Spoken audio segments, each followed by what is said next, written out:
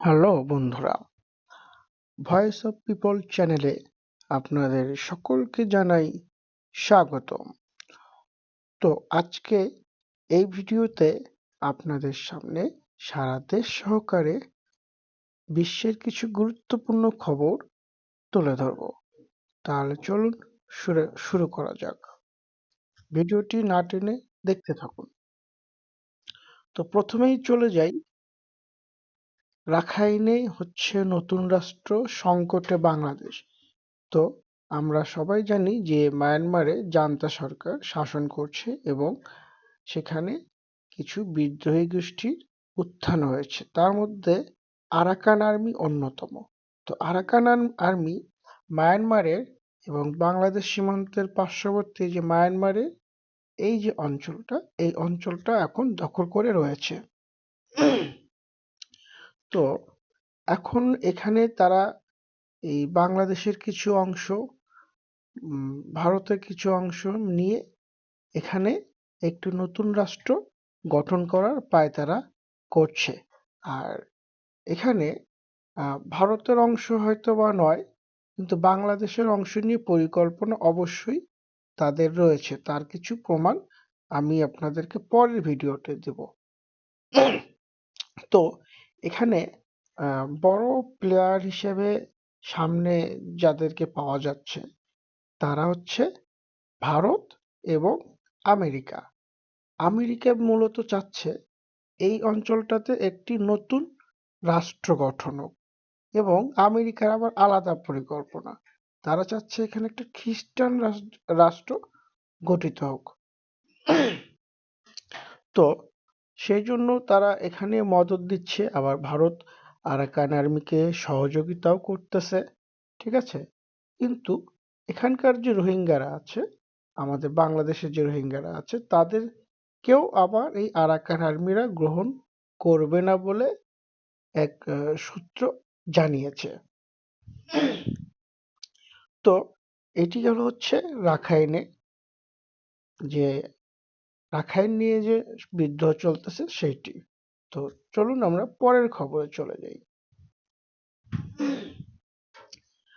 তো পরের খবর হচ্ছে ভয়ঙ্কর মাদকে আসক্ত 3 নাট্যাভিনেত্রী তিশা, টয়া, সাফা। তো এর আগে আমরা একটি ভিডিও ভাইরাল হয়েছিল, তানজিন তিশা। দেখা যাচ্ছে যে উনি মদ্যপান অবস্থায় রাস্তা দিয়ে শরীফুল রাজ সহকারে হাঁটছিলেন। টয়া এর আগে গুঞ্জন উঠেছিল, সাফা কবিরেরও গুঞ্জন উঠেছিল। তো এখন এগুলো তদন্ত চলছে। তারা তিনজনই ভিন্ন মত পোষণ করেছেন। তো তারা কি মত পোষণ করেছেন আমি এটা নিয়ে একটি বিস্তারিত ভিডিও পরে আপনাদের সামনে তুলে ধরবো। তাহলে আমরা এখন নেক্সট খবরে চলে যাই। যে কেরানীগঞ্জের রূপালী ব্যাংকের ভেতরে ডাকাতি, এটি একটি অভিনব কায়দায় সিনেমা স্টাইলে ডাকাতি করা হয়েছে। যদিও প্রশাসন পরে তাদেরকে যে ডাকাতরা ছিল তাদেরকে গ্রেপ্তার করে প্রশাসন, সেনাবাহিনীর সহযোগিতায়।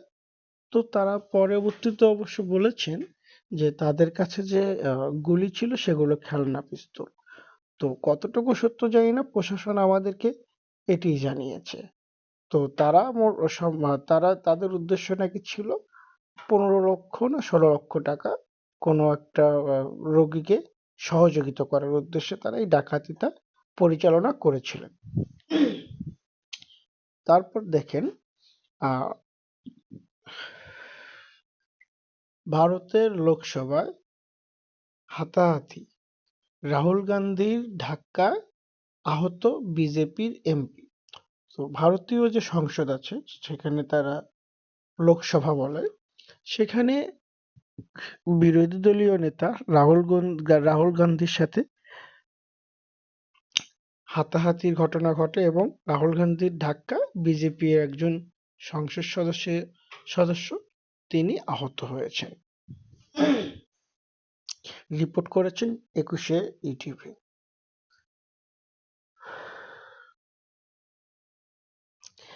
আচ্ছা, আবারও বিশ্বব্যাংক বাংলাদেশকে 13,920 কোটি টাকা ঋণ দিচ্ছে।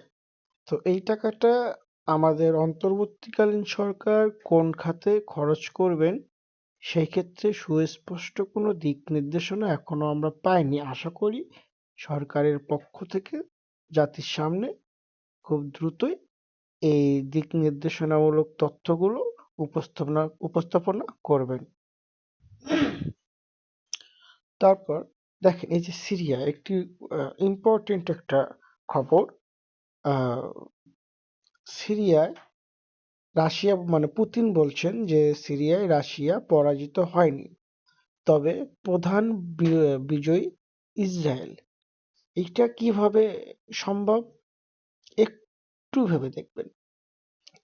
আসাদ আল বাসার, যিনি রাশিয়ার প্রাক্তন প্রেসিডেন্ট ছিলেন, তিনি ছিলেন ইরান এবং পুতিনের খুব ঘনিষ্ঠ।